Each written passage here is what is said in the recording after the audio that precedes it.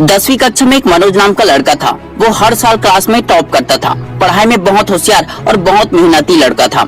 जैसे ही उसने 10वीं कक्षा में टॉप किया, उसके पिता ने उसके लिए एक एंड्रॉइड मोबाइल लाकर दे दिया। अब वो लड़का पूरा पूरा दिन मोबाइल चलाता रहता, कभी गेम खेलता, कभी टिकटॉक तो कभी यूट्यूब। बस इनको ही देखने में उसका वक्त निकल जाता था। उसका ध्यान पढ़ाई से हट चुका था। जैसे ही गर्मी की छुट्टी खत्म हुई, 11वीं कक्षा की पढ़ाई शुरू हो गई। लेकिन अब मनोज पहले जैसा पढ़ाई में होशियार बिल्कुल नहीं रहा, क्योंकि अब वो पढ़ाई के साथ साथ मोबाइल में ज्यादा ध्यान देने लगा। उसे मोबाइल चलाने में बहुत मजा आने लगा। उसके घर में माता पिता उसे पढ़ाई के लिए जब भी बोलते तो वो ये कहकर टाल देता कि मैंने पढ़ाई कर लिया है। और उसे इस बात से और कॉन्फिडेंस हो गया था कि वो हर साल क्लास में टॉप करता है। और उसने सोचा मैं इस साल भी टॉप करूंगा। और उसके बाद होना क्या था, जब 11वीं का एग्जाम खत्म हुआ और रिजल्ट आया तो मनोज का रिजल्ट देखकर सब हैरान हो गए। उनके टीचर, उनके माता पिता और खुद मनोज भी हैरान हो गया। हर साल क्लास में टॉप करने वाला लड़का 11वीं कक्षा में बहुत मुश्किल से पास हुआ था। मनोज अपने रिजल्ट से बहुत दुखी था। मनोज अपने रूम में बैठकर खूब रोने लगा, अपने आप को कोसने लगा।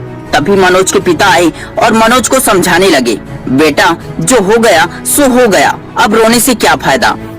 अब तुम आगे की पढ़ाई के बारे में सोचो। अब 12वीं कक्षा की पढ़ाई में ध्यान देना। और मेरी बात हमेशा याद रखना, मोबाइल हमारे जरूरतों के लिए बनाया गया है, न कि पूरा पूरा दिन चलाने के लिए बनाया गया है।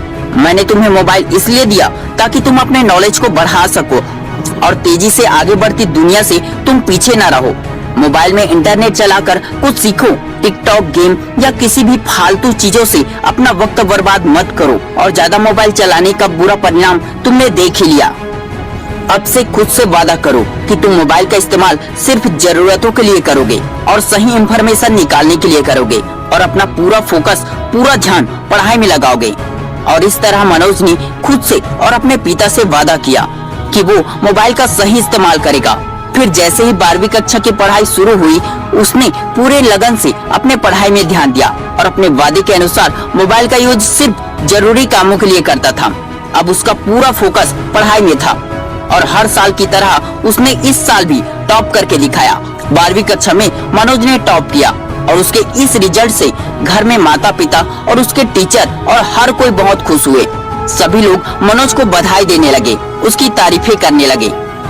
दोस्तों, आप लोगों ने देखा कि कैसे मनोज ने अपनी गलती सुधारी और समय रहते बुरी आदतों को छोड़ दिया और सही रास्ते को पकड़कर अपने लक्ष्य को हासिल किया।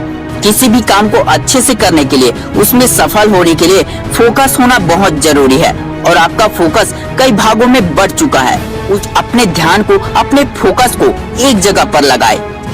जब आप अपने सारी बुरी आदतों को छोड़कर सिर्फ पढ़ाई में ध्यान देंगे तो आपको सफलता अवश्य मिलेगी। आप टॉप जरूर करोगे, लेकिन उसके लिए